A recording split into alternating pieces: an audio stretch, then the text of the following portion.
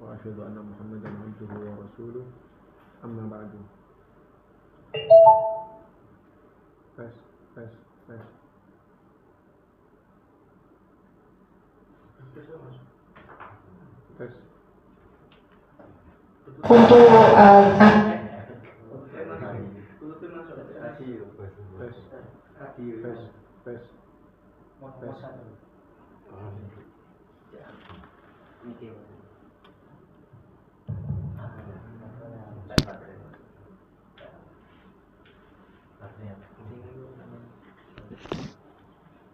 إن الحمد لله نحمده ونستعينه ونستغفره ونعوذ بالله من شرور أنفسنا وسيئات أعمالنا من يهده الله فلا مضل له ومن يضلل فلا هادي له وأشهد أن لا إله إلا الله وحده لا شريك له وأشهد أن محمدا عبده ورسوله يا أيها الذين آمنوا اتقوا الله حق تقاته ولا تموتن إلا وأنتم مسلمون.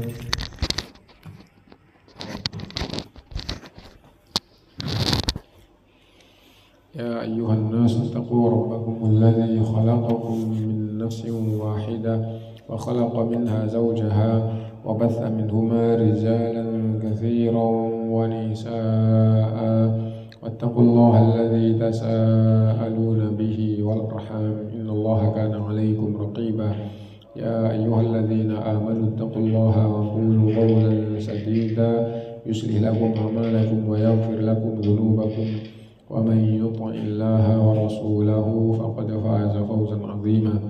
أما بعد فإن أصدق الحديث كتاب الله وخير الهدي هدي محمد صلى الله عليه وسلم وشر الأمور محدثاتها وكل محدثة بدعة وكل بدعة ضلالة وكل ضلالة في النار. Ikhwah sekalian rahimahullah, alhamdulillah kita bisa berkumpul kembali untuk belajar bersama dan kita sampai bab jual beli narkoba dari kitab Muamalah Kontemporer, Harta Haram Muamalah Kontemporer yang ditulis oleh Dr. Irwandi Tirmidzi. Bab jual beli narkoba. Narkoba aslinya di dalam Islam adalah minuman keras atau khamr atau minuman yang memabukkan. Nah, terus di dunia ini tambah berkembang di dalam masalah itu dan akhirnya menjadi lebih parah dari sekedar khamr dan akhirnya menjadi narkoba ini, gitu ya. Dan di dalam kaidah Islam itu ada hukmul aula. Hukmul aula, gitu ya. Hukmul aula itu hukum yang lebih utama dari yang disebutkan. Hukum yang lebih utama daripada yang disebutkan itu disebut dengan hukmul aula. Contoh yang gampang itu adalah misalnya di dalam Al-Quran itu anak kepada orang tua wala taqul lahuma uff. Apabila kedua orang tuamu atau salah satu dari keduanya sudah tua dan jadi intinya pada titiknya itu wala taqul lahuma uff, jangan kamu berkata kepada kedua orang tuamu ah. Maksudnya apa?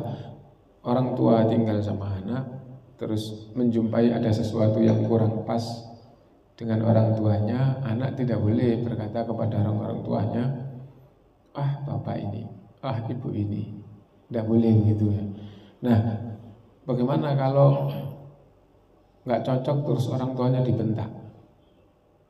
Kan tidak boleh dibentak, dimarahi, gimana? Kan yang nggak boleh kan hanya mengatakan ah. Loh, membentak dan memarahi itu lebih daripada ungkapan nggak cocok diungkapkan di hadapan orang tuanya. Nah jadi lebih, apalagi tambah dicambuk. Orang tuanya tidak mengenakan terus dicambuk. Loh kan tidak dilarang, yang dilarang kan berkata ah. Nah itu kalau hanya berkata ah itu sudah tidak boleh, maka dalam bab itu lebih dari itu ya tambah tidak boleh. Nah khamr di dalam Islam itu memabukkan dan tidak separah narkoba. Nah kalau khamr saja haram, apalagi narkoba. Nah itu. Lalu di sini tunjukkan salah satu pembahasan awal masuknya narkoba ke dalam negara Islam. Nah itu dikisahkan di sini gitu ya. Lalu ketika itu ulama semua mengatakan bahwa itu adalah haram. Kenapa? Karena itu memabukkan, bahkan lebih parah daripada khamr. Akhirnya semua ulama mengatakan haram gitu. Dan di sini dikatakan yang membawa pertama ke negara Islam adalah tentara Tatar. Mereka nggak sholat, terus kalau mabuk-mabukan itu pakai kayak gitu. Nah kemudian muncul pembahasan di kalangan ulama di zaman itu, dan semua ulama tanpa kecuali mengatakan hukumnya adalah haram. Adapun dalil yang dikatakan itu banyak sisi. Kalau orang itu sudah mabuk gitu ya, sudah teler, maka itu ada yang menyinggung sedikit, tidak bisa menahan diri, akhirnya bisa membunuh gitu. Melihat lain jenis gitu, tertarik sedikit, akhirnya bisa jadi nanti akhirnya melakukan perzinahan atau pemerkosaan. Nah, dan intinya kerusakan-kerusakan kayak gitu, mungkin akhirnya melakukan pembakaran, melakukan hal-hal yang merusak. Nah semua itu disebabkan karena tidak adanya kesadaran di dalam pikirannya akibat narkoba. Nah karena itu diharamkan berdasarkan dengan banyak sisi pembahasan gitu.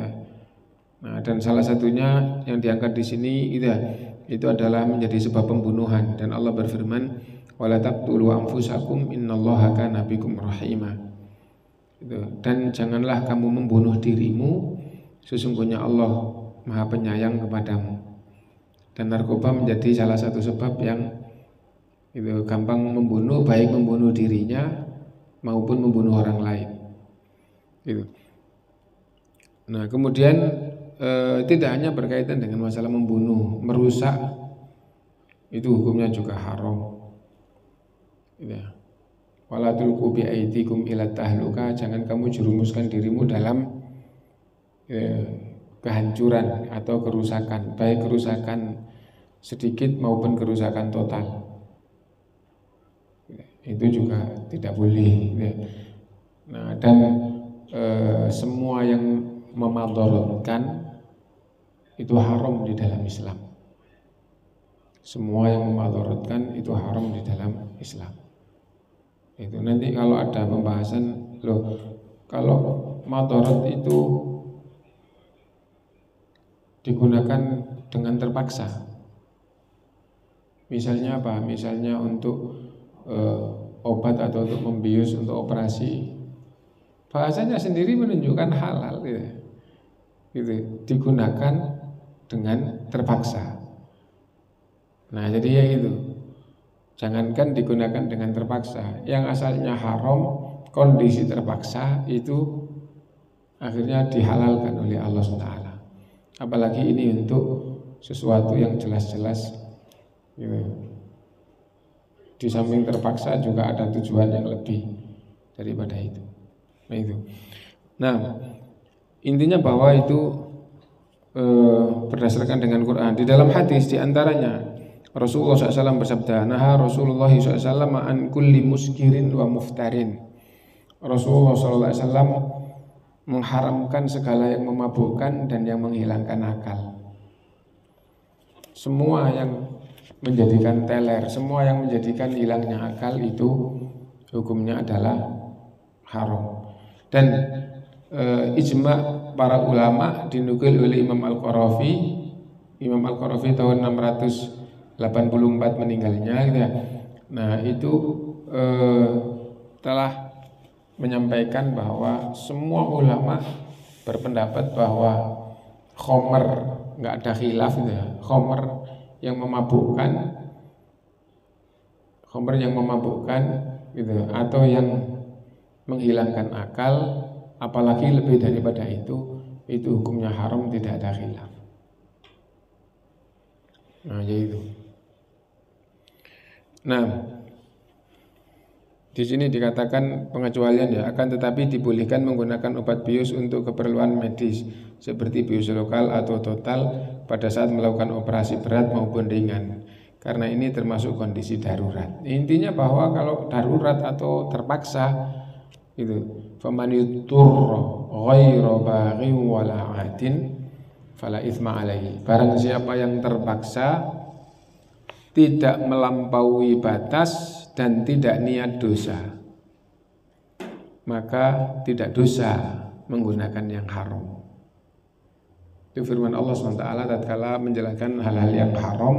Lalu sebelum selesai ayatnya Allah melanjutkan famanidurra, maka barang siapa yang dalam keadaan terpaksa ghairu baghin, tidak melampaui batas.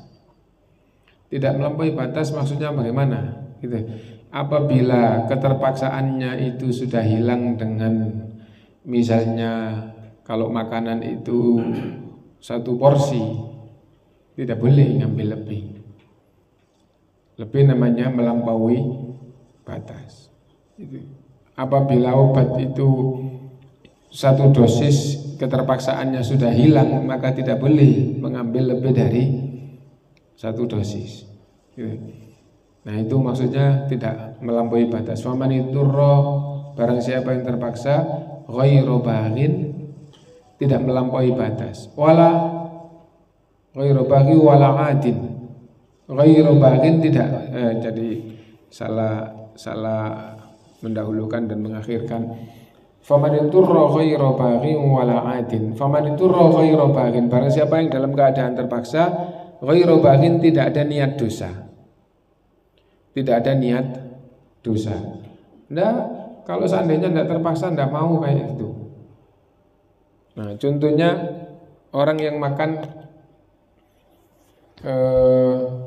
daging yang mati karena misalnya sapi atau kambing itu berkereta. Oh, tidak mau saya. Kenapa? Itu enggak sembelihan haram.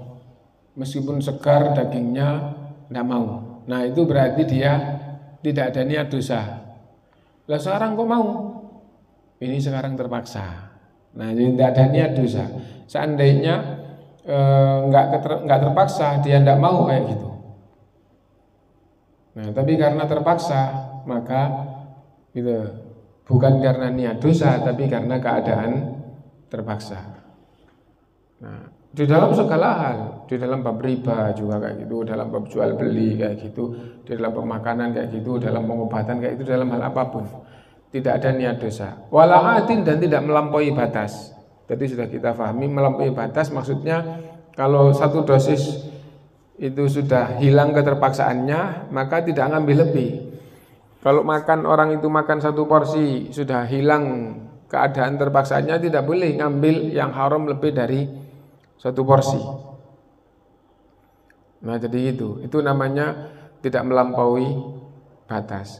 Jadi kadar keterpaksaannya itu berapa. Nah karena itu akhirnya ulama juga menuliskan kaidah ad-daruratu tubihul mahdurat. Keadaan terpaksa membolehkan yang asalnya tidak boleh, yang asalnya haram jadi boleh karena terpaksa. Dan ad-daruratu tuqaddaru biqadariha. Terpaksa itu kadar bolehnya itu seukuran dengan keterpaksaannya. Seukuran dengan keterpaksaannya. Oh dia 2 hari tidak makan akhirnya lemes. Nah dikasih makan tidak ada apa-apa, cuman ada itu dan itu haram. Nah misalnya gitu ya udah itu dikasihkan semua. Loh jangan semua, sedikit aja, yang penting keadaan terpaksanya hilang. Nah, tuqaddaru biqadariha, diukur dengan kadar keterpaksaannya. Nah itu. Jadi kalau orang itu dalam keadaan terpaksa dan harus ada 2 syarat, tidak ada niat dosa dan tidak melampaui batas, maka yang asalnya haram menjadi halal. Gitu. Nah, apabila sudah difahami bahwa narkoba itu haram, khamr itu haram, semua yang memabukkan haram, semua yang menutupi akal atau yang menghilangkan akal haram, maka jual belinya juga haram. Karena innallaha azza wa jalla idza harrama ala qaumin akla syai'in harrama thamanahu. Sungguh Allah Subhanahu wa taala apabila mengharamkan suatu kaum untuk makanan tertentu, maka makanan itu haram dijual belikan. Dan meskipun bukan makanan, ya, minuman juga kayak gitu. Nah, bagaimana kalau benda itu untuk ini haram tapi untuk ini halal? Ya kalau gitu jual belinya untuk yang halal juga halal. Jual beli untuk yang haram juga haram. Nah, contohnya apa? Misalnya sutra. Sutra kan haram buat laki-laki, ya tapi kan halal untuk perempuan. Karena itu kalau jual beli sutra untuk perempuan halal. Berarti haram jual beli sutra pakaian sutra laki-laki.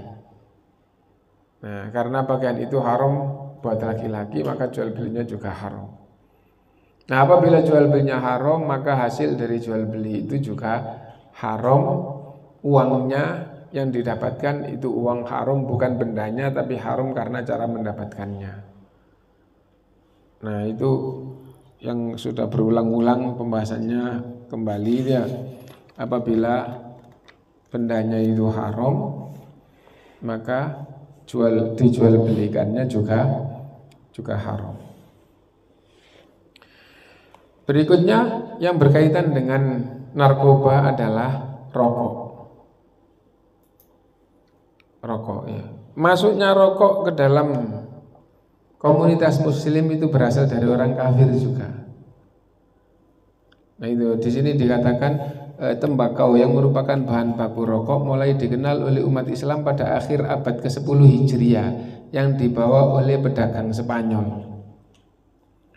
Misalnya ada yang ngomong gini, loh di Indonesia dikenal sejak sebelum itu. Bisa saja tapi masyarakat muslim belum ada yang ngerti. Bisa jadi kayak gitu. Adapun yang dibahas secara umum dalam hal seperti ini itu dibawa ke suatu negara yang bawa orang kafir, komunitas di situ orang-orang yang ngerti Islam. Nah itu biasanya pembahasannya. Nah, karena itu di sini juga dibawa oleh orang-orang Spanyol gitu, kepada komunitas muslim. Semenjak tembakau dikenal digunakan untuk pembuatan rokok, para ulama berbeda pendapat tentang hukumnya. Ada yang mengatakan boleh, ada yang mengatakan makruh, ada yang mengatakan haram. Tapi ini dulu di awal-awal, gitu ya. Kalau di Indonesia sih, gampangannya yang menjadi pasti bagi siapapun itu di akhir-akhir ini aja. Kenapa? Karena orang Islam, maksudnya orang Islam yang bukan pelajar Islam, yang betul-betul mengetahui Quran dan Sunnah, tapi umumnya orang awam, gitu. Nah itu tidak bisa lagi di Indonesia orang itu mengatakan rokok itu makruh atau itu halal apabila dia itu orang Islam.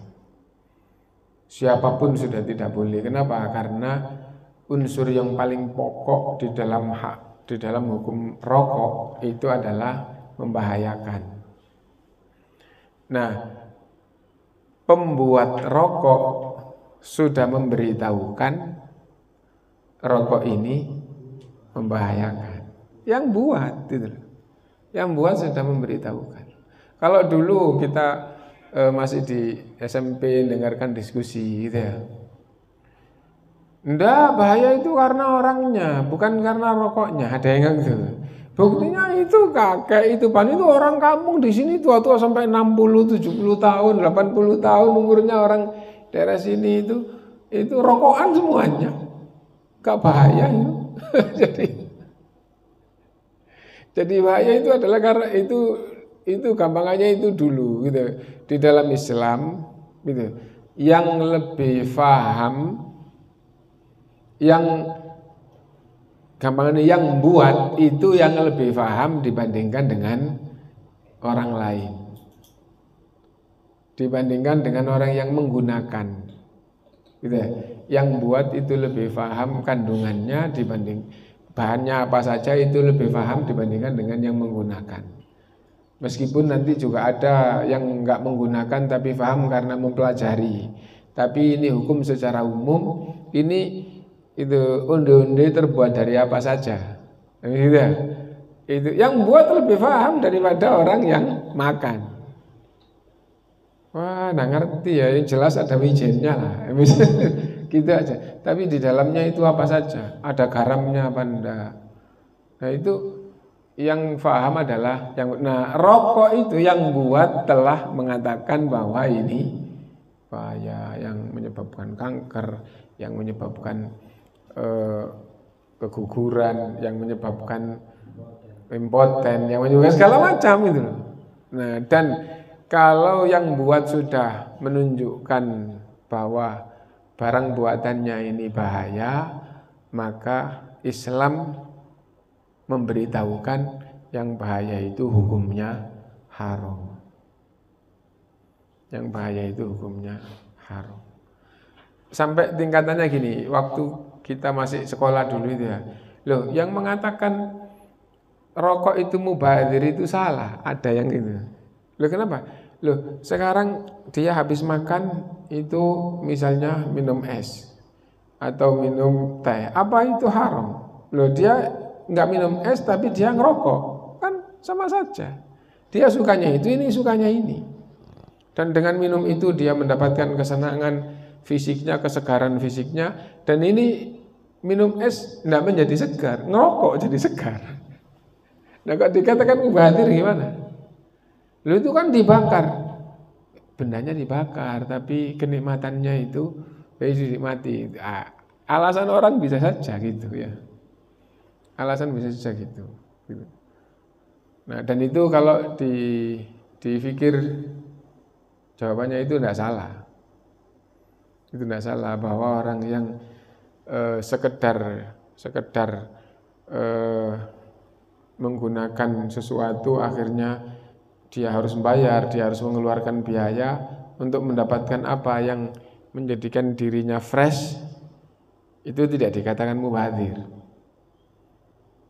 Nah itu, karena itu bisa saja itu mubadzir, bisa saja itu juga enggak. Tapi sekarang tentang bahaya itu tidak bisa diingkari, bahwa rokok itu membahayakan, dan Islam itu menetapkan hukum bahwa yang berbahaya itu haram. Sebagaimana sholat itu 4 rakaat, tapi kalau musafir boleh jamak, boleh qashar.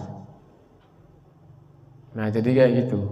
Nah loh, ketentuan itu kenapa? Loh ketentuannya memang kalau jamak, kalau musafir boleh jamak, boleh qashar, boleh tidak puasa. Nah jadi semisal dengan itu. Terus ini ada ketentuan yang bahaya itu haram. Yang bahaya itu haram.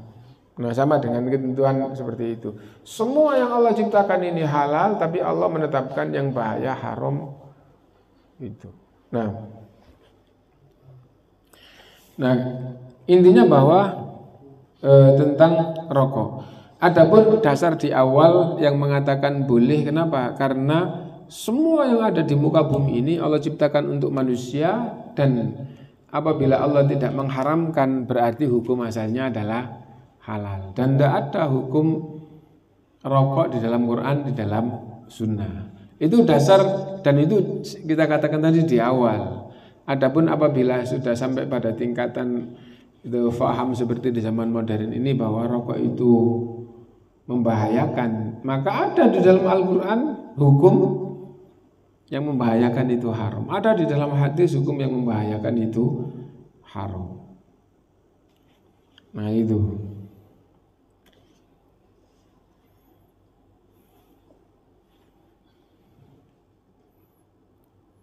Pendapat yang kedua mengatakan makruh. Nah, dan itu juga maksudnya di zaman awal-awal dulu ketika rokok itu dikenal di masyarakat muslim. Kenapa ulama mengatakan rokok itu makruh waktu itu? tidak sampai pada tingkatan mengetahui rokok itu berbahaya. Rokok itu berbahaya gitu ya. Nah, adapun itu rokok itu tidak mengenyangkan tapi hanya diisep uapnya gitu ya.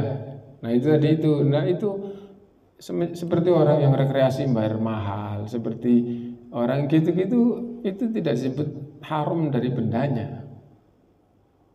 Nah, akibatnya tidak bagus. Apa akibatnya tidak bagus? Baunya tidak enak. Yang baunya tidak enak ada dan hukumnya bukan haram tapi makruh. Nah, akhirnya di antara ulama dulu ada yang mengatakan rokok hukumnya makruh. Dan pendapat yang ketiga juga sejak awal mengatakan rokok hukumnya haram. Nah, karena itu rokok bisa mubah, bisa makruh, bisa haram dulu di awal.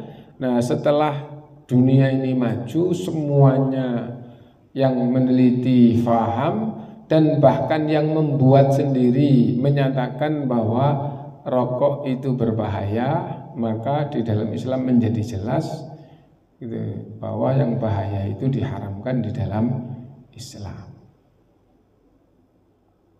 Nah, itu. Nah, itu yang berkaitan dengan masalah rokok. Dan kalau gitu bagaimana dengan jual beli rokok? Sama dengan jual beli narkoba tadi itu. Apabila bendanya itu haram dimakan, haram diminum, maka jual belinya juga haram.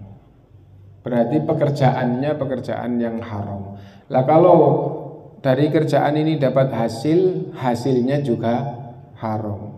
Lah kalau hasilnya itu berupa uang, uang dipakai beli beras, beras itu haram, atau uang itu haram dipakai beli. Haram itu dalam masalah makanan, minuman, dan pakaian, ada haram bendanya, ada haram cara mendapatkannya.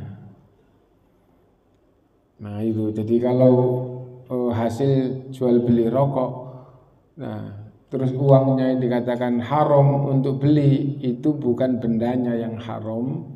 Kalau sudah dari hasil kerja tadi itu, tapi kamu kerja yang haram, maka hasil kerjamu haram karena cara mendapatkannya haram. Seperti orang mencuri buah, halal apa haram? Yang haram mencurinya, buahnya halal. Ya, tapi buah itu juga haram buat kamu. Kenapa? Karena cara mendapatkannya haram. Nah itu. Nah,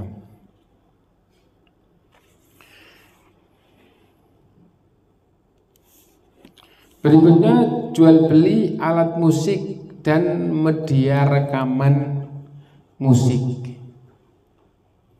Jual beli alat musik dan media rekaman musik gitu. Sesungguhnya tujuan diciptakannya manusia itu adalah untuk ibadah kepada Allah.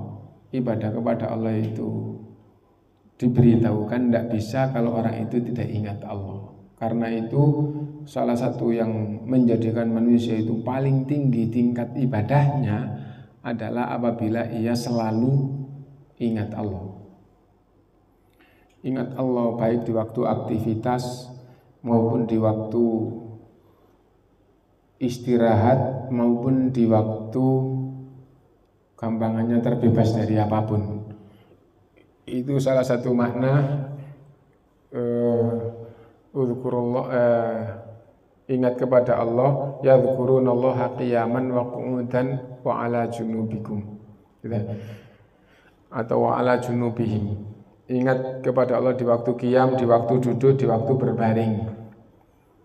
Salah satu tafsirnya itu waktu qiyam, waktu ibadah dalam keadaan berdiri seperti sholat, ibadah dalam keadaan duduk seperti sholat sambil duduk atau seperti zikir atau apa. Ingat Allah ketika berbaring, misalnya sholat sambil berbaring atau dalam keadaan dia santai berbaring. Dan ada yang mengartikan qiyam itu maksudnya waktu beraktivitas.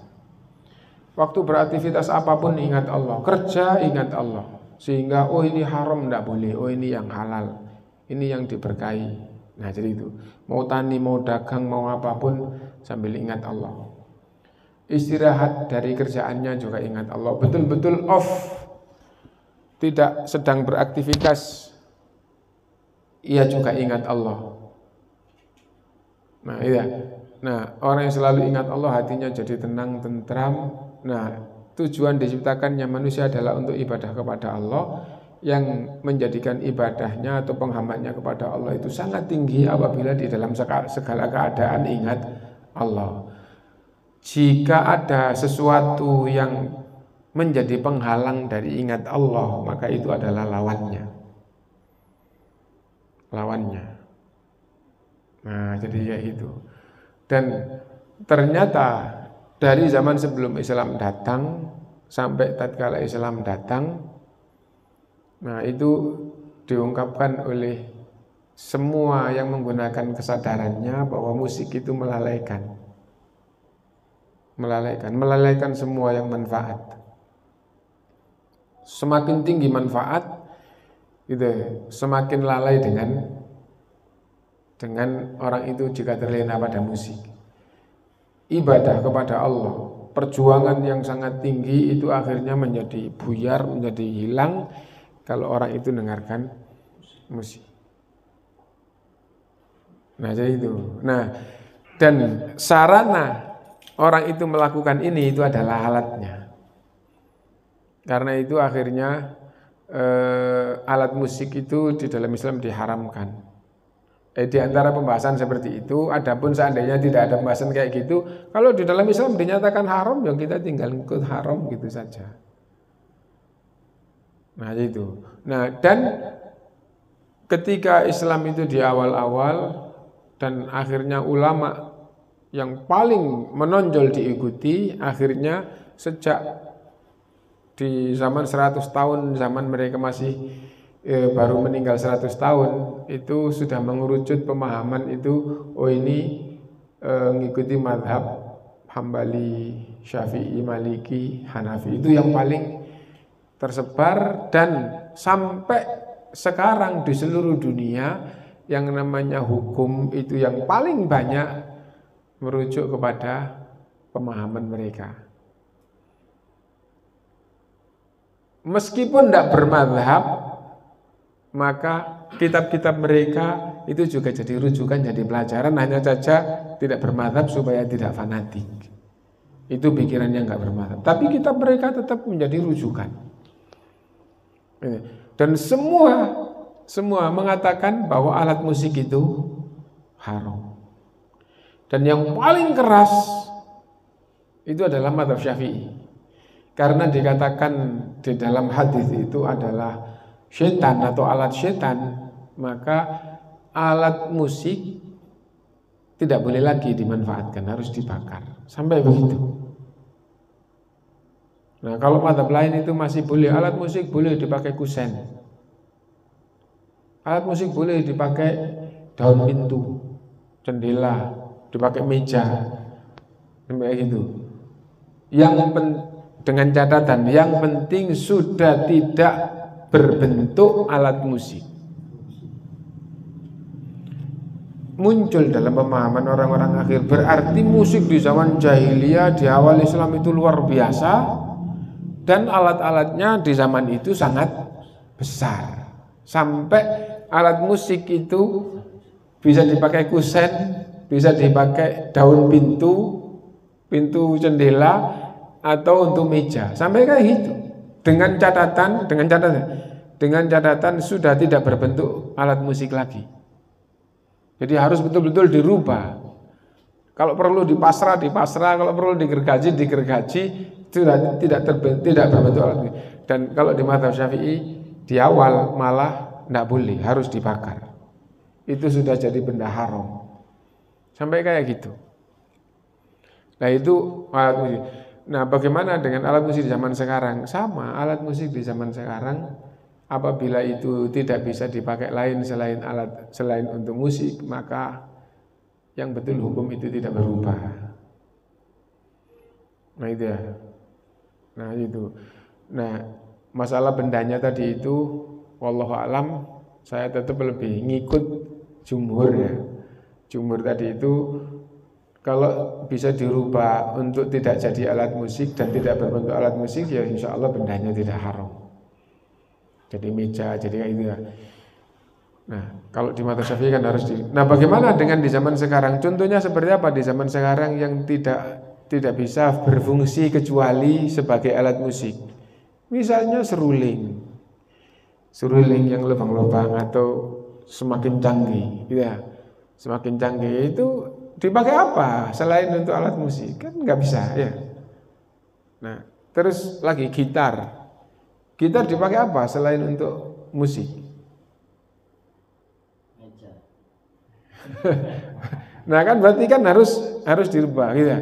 Nah maka benda itu mutlak haram, bisa dirubah untuk alat lain, tidak jadi alat musik, silahkan sebagaimana jumhur tadi itu gitu ya.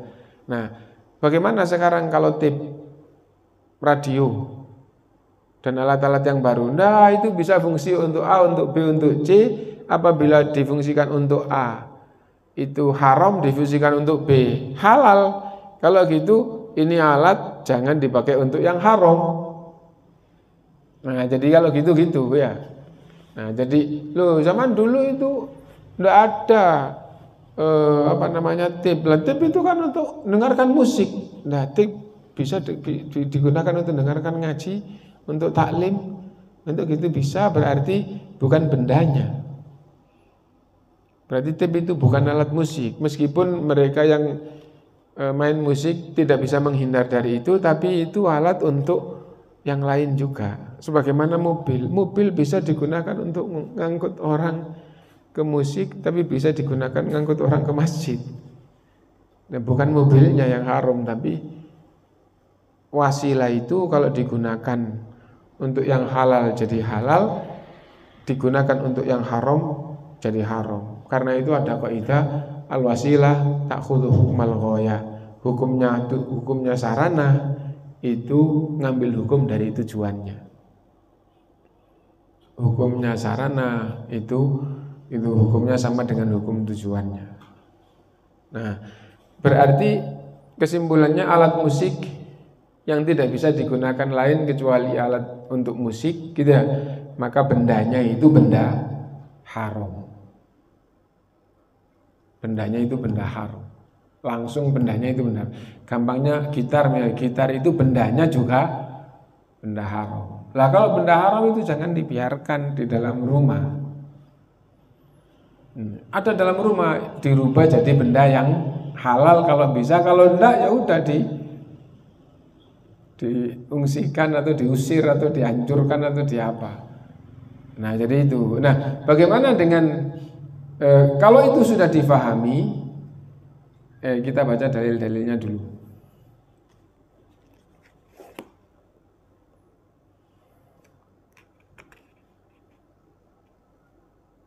Yang berkaitan dengan zikrullah tadi itu, nah itu ada beberapa ayat, langsung saja gitu.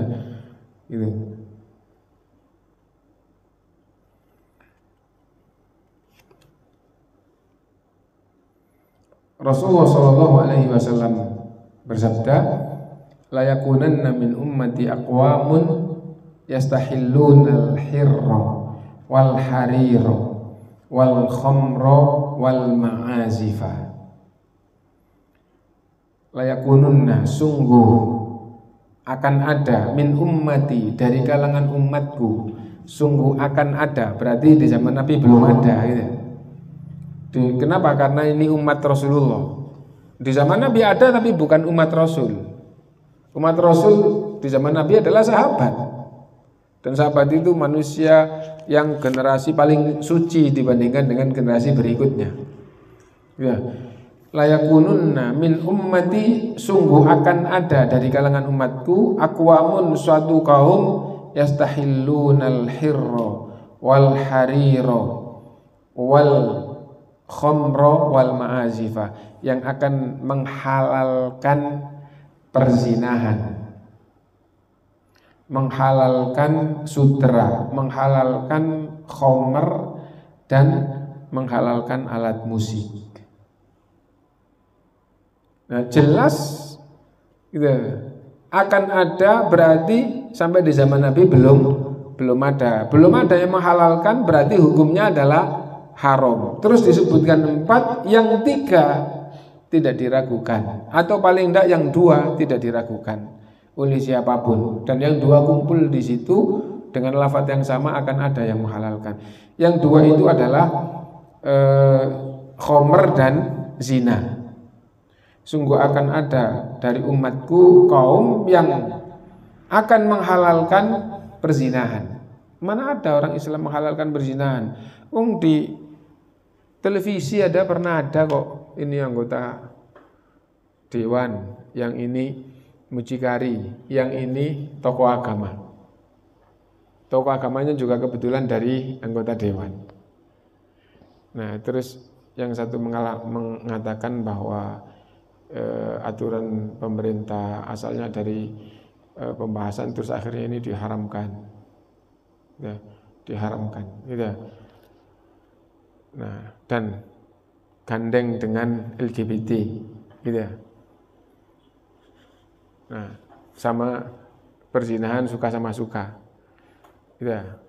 Nah, itu anggota dewan dan mengatakan, loh, justru yang lebih menjijikkan buat saya dan orang-orang yang semisal itu adalah yang waktunya rapat nggak ikut rapat tapi ikut mendapatkan gaji rapat.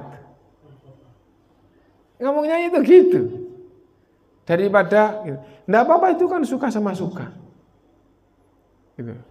Tidak ada yang gampangnya itu gitu. Jadi intinya bahwa membela perzinahan dan LGBT untuk tidak dilarang dalam aturan. Nah, berarti menghalalkan perzinahan. Nah, untungnya Dewan yang satu itu, ya, dari sini saya semakin mantap bahwa perjuangan untuk menuju kepada yang lebih baik itu harus terus gigih. Kenapa? Karena kalau itu tidak diperjuangkan nanti akan berubah. Yang jelek itu akan difahami baik, yang baik itu akan difahami jelek. Ngomongnya maknanya kayak gitu. Kita bersyukur masih ada orang yang kayak gitu.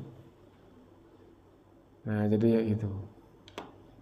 Nah, dan mucikarinya itu tidak mengingkari bahwa itu adalah kejelekan. Tetapi itu kalau tidak diatur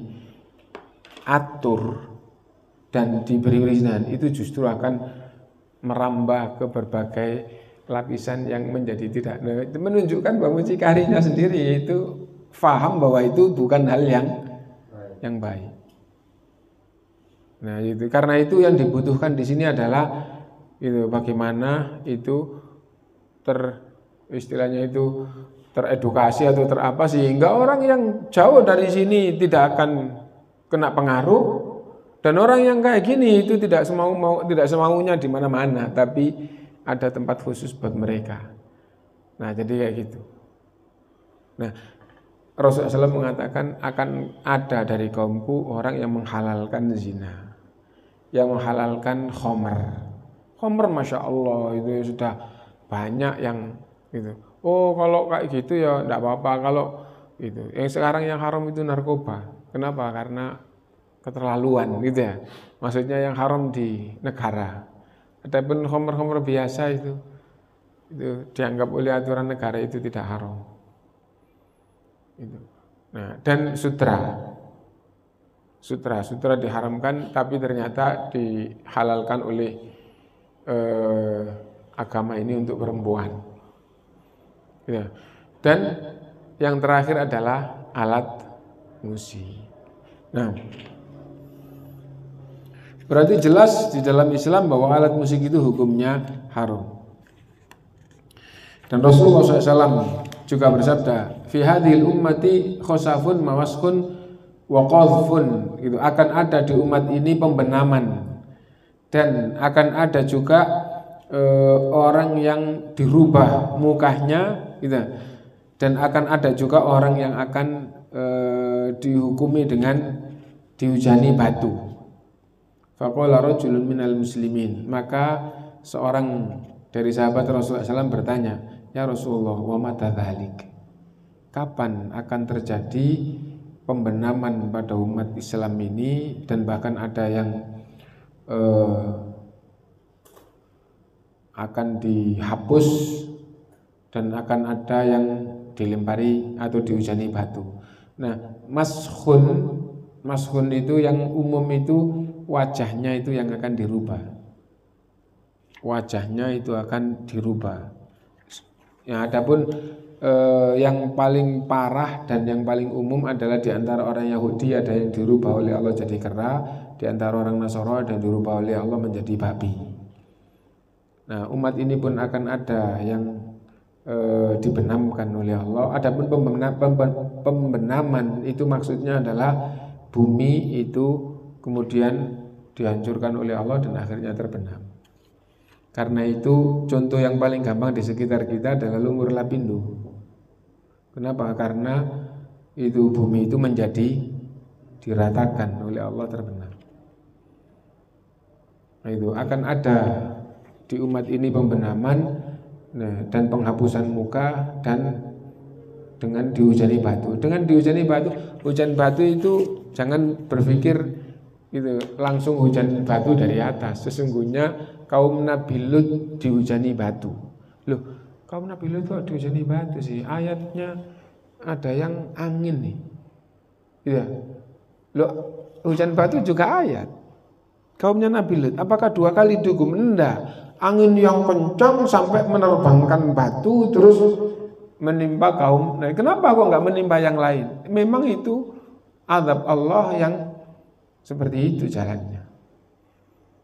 Nah, jadi itu karena itu hukuman untuk Nabi Nuh itu angin atau hujan batu sama saja, tapi yang lebih masyhur disampaikan itu adalah hujan batu. Loh, kok sama? Karena hujan batu itu asalnya adalah angin yang kencang sampai menerbangkan kerikil-kerikil batu terus menghujani mereka. Nah, itu. Nah,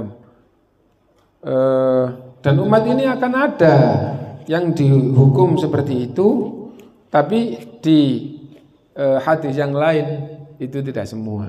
Kalau sampai ada daerah yang diratakan oleh Allah, dihukum rata oleh Allah, maka itu sebabnya adalah kezaliman. Nah, dan jauh lebih banyak yang tidak dihukum oleh Allah di dunia, di umat yang akhir ini, ditunda sampai nanti hari kiamat. Nah, itu. Nah, kapan wahai Rasulullah itu terjadi pada umat ini? Qala idza dhaharatil qainatu wal ma'azifu wa syuribatil khumur. Apabila sudah ada perzinahan yang terang-terangan, apabila main musik itu sudah terang-terangan, apabila minum khamr itu sudah terang-terangan. Nah, jadi itu. Nah, zina terang-terangan gitu. Itu seperti apa itu? Yang dimaksud zina terang-terangan tidak berarti orang zina di jalan di muka umum kayak hewan. Tapi maksudnya di daerah sini bebas. Nah, kalau sudah di sana itu bebas gitu. Nanti sudah umum di hotel itu siapapun untuk kepingin begitu gampang. Aturan juga boleh. Itu yang dimaksud dengan zina terang-terangan. Adapun manusia berhubungan badan dengan di depan, di jalan, di lapangan, di gitu, itu tidak ada, kecuali seandainya ada, mungkin ya 1-2 orang yang tidak layak untuk hidup, orang seperti itu. Mungkin ada niat-niat tertentu, gitu ya. Niat tertentu misalnya apa? Misalnya disuting untuk disebarkan supaya umat ini jadi rusak. Nah, jadi kayak gitu. Kenapa? Karena fitrah manusia itu beda dengan fitrah yang Allah berikan pada hewan. Nah, itu.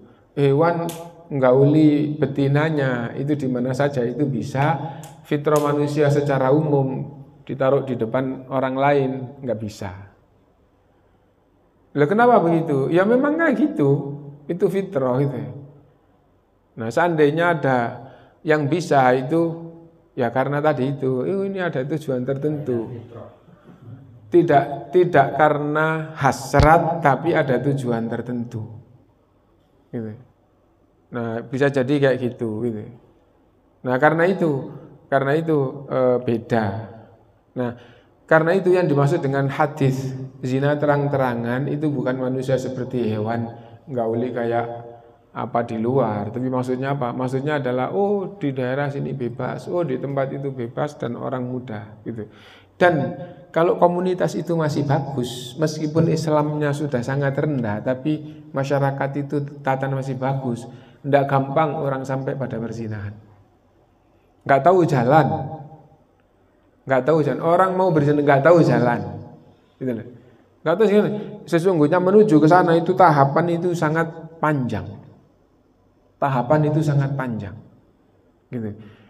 Nah gitu. Nah, adapun apabila zina sudah terang-terangan, kamu masuk ke situ lah ya, sudah langsung ada jalan. Nah, itu zina terang-terangan namanya. Nah, jadi itu. Nah, apabila zina terang-terangan, apabila ma'azif itu sudah terang-terangan, alat musik. Nah, sekarang alat musik mana yang tidak terang-terangan? Gitu ya. Wa syuribatil khumr, dan khamr itu juga sudah biasa diminum, seperti zaman jahiliyah. Zaman jahiliyah minuman khamr itu tidak ada penghalang. Gitu. Nah, karena itu tatkala diharamkan itu tahapan yang ketiga atau yang keempat dari tahapan ayat itu, terus khamr itu dibuang oleh sahabat itu di lorong-lorong Madinah ngalir khamr, menunjukkan bahwa kebanyakan umat Islam karena bawaan dari zaman jahiliyah dan belum diharamkan, hampir semuanya punya khamr. Kenapa? Ya karena itu bukan masalah yang aib di zaman itu. Karena apa? Karena jahiliyah belum ada pelajaran. Nah, kalau sudah jadi jahiliyah kayak gitu, maka itu akan ada di kalangan umat ini yang akan dibenamkan, dan yang ditunda oleh Allah sampai hari kiamat itu lebih banyak. Akan ada yang mukanya dirubah oleh Allah, dan yang jelek tapi tidak dirubah itu lebih banyak, dan akan ada yang dihujani batu, meskipun begitu yang jelek tidak dihujani batu juga lebih banyak. Itu. Satu lagi, innallaha harrama 'alaikumul khamra wal maisira wal kubah. Sungguh Allah mengharamkan pada kalian khamr, judi dan gendang. Ya. Nah, jadi dan gendang itu juga termasuk alat musik. Nah, gendang itu kalau nggak salah itu kubah itu ada dua macam. Ada yang pakai kulit, ada yang pakai ikat atau tali. Iya. Jadi gentong kayak posisi bahan kayak gentong, terus di permukaan yang atas itu dikasih kulit. Nah, itu juga kubah, ya. Itu pakai kaf, bukan pakai kof. Kan ada ko, ada ka, gitu ya. Nah, ini pakai ka. Dan ada yang kayak gitu gentong tapi nggak pakai kulit, dibiarkan lubang tapi ada talinya. Tong, nah ada kayak gitu. Dan itu juga dua-duanya alat musik. Apa bedanya dengan rebana? Rebana itu cuman pendek, ngelingkar pendek terus dikasih kulit. Nah itu. Nggak obyek itu tidak boleh dalam Islam. Cek itu tidak boleh. Nah, seandainya tidak ada pengecualian tentang duf, tentang rebana, gitu ya, maka itu juga alat musik difahami oleh sahabat haram.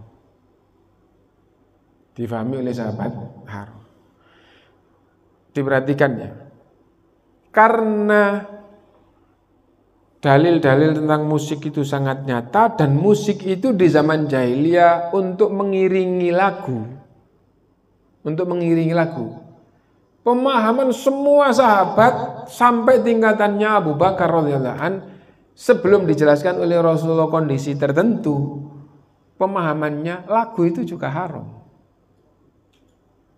Dari dalil-dalil yang ada tadi itu. Nah, tapi karena ada kondisi khusus, keadaan tertentu, oh ternyata boleh, akhirnya bolehnya lagu tertentu itu pengecualian. Nah itu, jadi tatkala hari raya, terus ada anak-anak perempuan yang menyanyikan lagu. Dalam satu riwayat 2 anak, 2 wanita itu anak-anak di rumah Rasulullah SAW. Abu Bakar Rasulullah begitu ke rumah Rasulullah SAW tahu kayak gitu, tahu di luar ada 2 anak yang nyanyikan. Nah, mungkin punya pikiran menghibur Rasulullah. Meskipun anak kecil kan senang dengan Rasulullah. Abu Bakar radhiyallahu anhu langsung mengatakan asyaitonun fi baiti Rasulillah SAW. Kayak gitu. Kenapa? Karena pemahaman dari ayat-ayat yang ada itu menunjukkan bahwa haram loh. Musik jelas-jelas kayak gitu. Lagu itu menutupi akal untuk ingat kepada Allah. Menjadi terlena untuk ingat kepada Allah. Ibadah tidak bisa dengan lagu. Ayat kalau kepingin bisa mengalahkan, adu dengan lagu, ayatnya kalah. Loh kayak gitu kan jelas ya. Nah, akhirnya pemahaman itu, lagu itu haram. Itu pemahaman sahabat. Ternyata Rasulullah SAW mencegah Abu Bakar. Biarkan Abu Bakar, ini hari raya mereka. Nah, akhirnya kalau hari raya berarti boleh. Asalkan tidak begini, masih begitu. Kalau sekedar kayak gitu, terus di hari raya itu akhirnya boleh. Terus di pernikahan. Oh ternyata di pernikahan juga boleh. Itu perempuan di tempat perempuan. Dan di zaman itu perempuan. Yang model-model kayak gitu itu perempuan. Di zaman sekarang kan lagi perempuan maju ya. Musisi atau pelaku itu semua lagi perempuan banyak sekarang. Enggak musisi sih masih banyak laki-laki ya. Yang lagu itu yang lebih menonjol mulai dari zaman dulu perempuan itu yang paling menonjol. Nah kalau zaman sekarang ini lagi perempuan menonjol ya. Nah menunjukkan bahwa lagu tertentu pada kondisi tertentu itu halal itu karena ada pengecualian. Seandainya tidak ada pengecualian maka difahami oleh sahabat semuanya kayak gitu. Ibnu Mas'ud radhiyallahu anhu sampai menafsirkan ayat gitu. Wa minan nasi may yashtari lahwal hadithi liyudilla an sabilillah. Di antara manusia ada yang memperjualbelikan ucapan yang sia-sia untuk menutupi atau menghalang-halangi jalan Allah. Jalan Allah itu apa? Ibadah. Apa ucapan sia-sia yang dijual belikan untuk menutupi atau menghalangi ibadah itu, yaitu lagu. Langsung begitu, nggak pakai pengecualian lagu ini kecuali nggak pakai gitu. Kenapa? Karena pemahaman para sahabat seandainya tidak ada dalil pengecualian, lagu itu adalah haram. Nah jadi kayak gitu. Nah berarti semua lagu, lagu tanpa musik, nah maka itu dilihat cara melantunkannya, menimbulkan fitnah apa enggak, dan yang ketiga isinya. Nah jadi itu, menimbulkan fitnah apa enggak, melantunkannya kayak apa, dan isinya boleh apa enggak. Nah itu lagu. Meskipun begitu Syekh Utsaimin menjelaskan bahwa orang yang agamanya baik itu orang yang tidak gampang mendengar atau melantunkan lagu. Ya mungkin sederhana itu benar, tapi kalau orang itu agamanya baik, ya, tapi kalau misalnya orang itu berkaitan dengan hukum terus tidak kaku gitu ya. Nah itu kan yang dibahas oleh Syekh Utsaimin kan membahas orang baik, orang yang kurang baik. Bukan masalah lagu itu halal atau haram, masih begitu.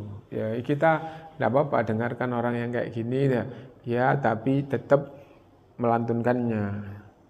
Nah itu gampangannya itu difahami oleh ulama itu tidak haram. Kenapa? Karena joget itu haram. Kalau melantunkannya sambil joget ya haram. Gampangnya itu salah satu contoh gitu ya. Yang kedua itu tidak menimbulkan fitnah. Yang ketiga isinya. isinya haram apa enggak. Nah jadi gitu. Nah setelah kita paham seperti itu berarti masuk ke hukum jual beli. Jual belinya apa? Nah alat musik jual belinya sudah langsung dikatakan haram. Kenapa? Karena alat musik itu haram. Nah sekarang lagu gitu ya. Nah lagu hampir semua kecuali pengecualian tadi itu. Nah sekarang kalau misalnya kayak gitu berarti lagu sangat sedikit dan seandainya dijual belikan itu ya hanya untuk kondisi-kondisi tertentu, misalnya pas hari raya dan tidak sampai menimbulkan fitnah dan tidak sampai melalaikan, dan misalnya pas pernikahan. Nah itu yang berkaitan dengan masalah alat musik dan lagu. Bagaimana dengan perkembangan di zaman modern ini? Ya, misalnya kayak kaset, video, gitu. Ya, video itulah anunya ya. Gambarnya kayak lagu itu, kalau video itu yang ditonton gitu ya. Kayak kaset, kayak HP kayak gitu. Nah itu tadi itu bahwa ada di zaman modern ini perkembangan dunia yang itu menjadi alat. Tapi alat ini tidak hanya untuk satu hal, bisa untuk kejelekan, bisa untuk kebaikan. Kalau gitu itu murni hukumnya adalah sarana. Kalau gitar itu bukan sarana lagi, tapi itu hukumnya langsung karena apa? Itu adalah alat musik, tidak bisa dipakai untuk yang lain kecuali kalau dirubah bentuknya tidak jadi gitar lagi tapi jadi sesuatu gitu ya. Nah, tapi kalau kayak tape, kayak kaset, kayak HP kayak gitu itu murni alat, murni sarana. Sarana itu hukumnya kembali kepada tujuan. Kalau tujuannya jelek, hukumnya sarana itu jelek. Kalau tujuannya itu baik, hukum sarana itu baik. Mungkin sampai di sini dulu, dan kalau nggak ada pertanyaan yang penting, dan antum juga ada kaitannya dengan kerja, mungkin kita hentikan. Tapi kalau ada pertanyaan yang penting, monggo dipersilahkan.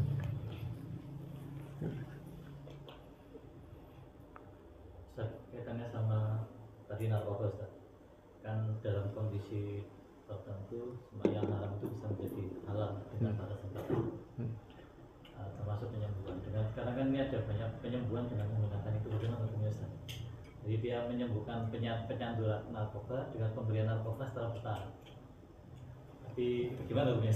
Iya, jadi kalau memang itu dilakukan oleh orang yang ahli dengan pengetahuan, maka itu dibenarkan dan masuk pada hukum darurat atau hajat. Jadi kalau darurat itu terpaksa, kalau hajat itu kebutuhan tidak terpaksa tapi kadang-kadang menempati tempat darurat. Kadang-kadang menempati tempat darurat. Al-hajatu qad tanzilu manzilatadz darurat. Hajat itu kadang-kadang menempati tempat darurat. Lah kalau menempati tempat darurat, ketika itu hukumnya pakai hukum darurat. Jadinya boleh. Nah, jadi gitu. Contoh sekarang pembahasan tentang patung sudah kita lalui ya. Patung, bagaimana hukum patung untuk pendidikan? Itu bukan darurat tapi itu hajat. Nah, dan kebanyakan ulama membolehkan. Kenapa? Ini tidak timbul fitnah. Kenapa? Karena ini hajat dan insya Allah tidak menimbulkan. Kenapa? Karena nanti bagian dada dicopot, terus dalamnya begini-begini, terus nah, insya Allah tidak akan menimbulkan fitnah dalam agama. Nah, sekarang patung, tapi setelah itu kepalanya dibuka.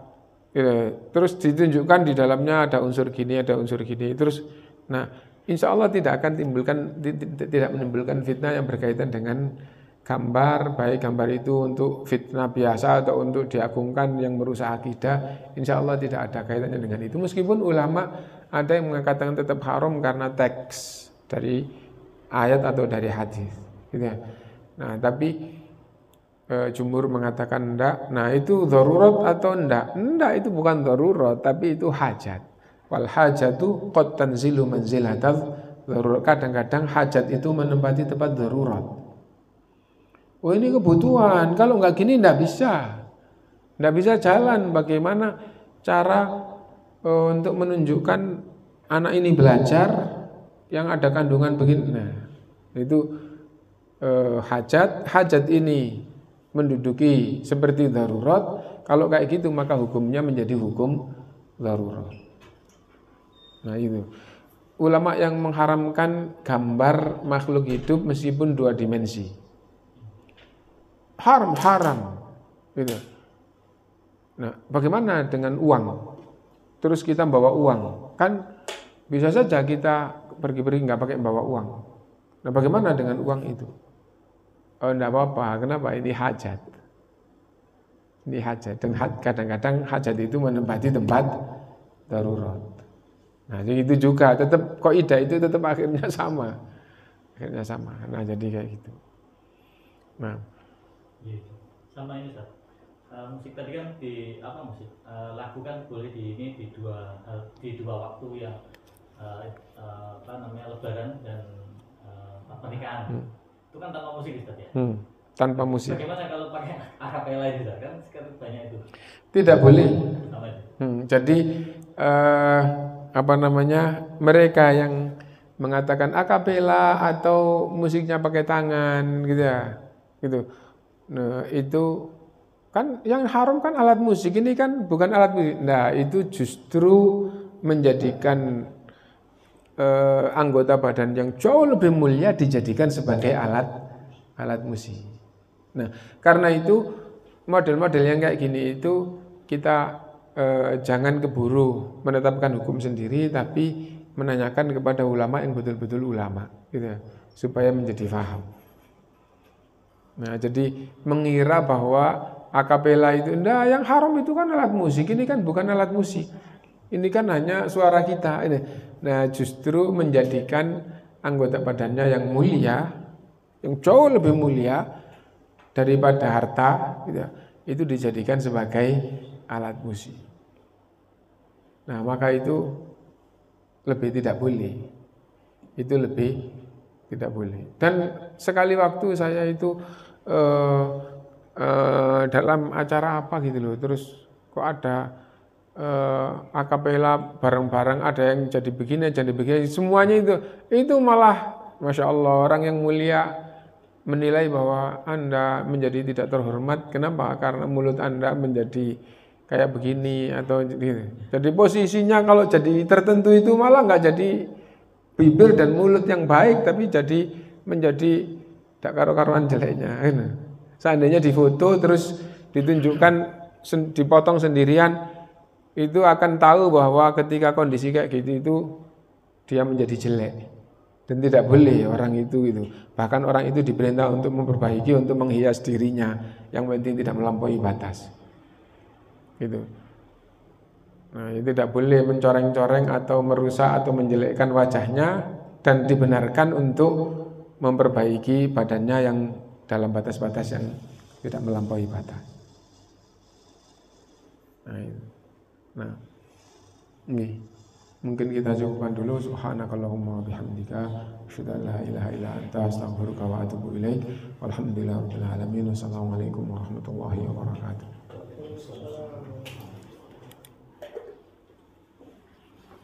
Saat yang lagu dan pernikahan tadi itu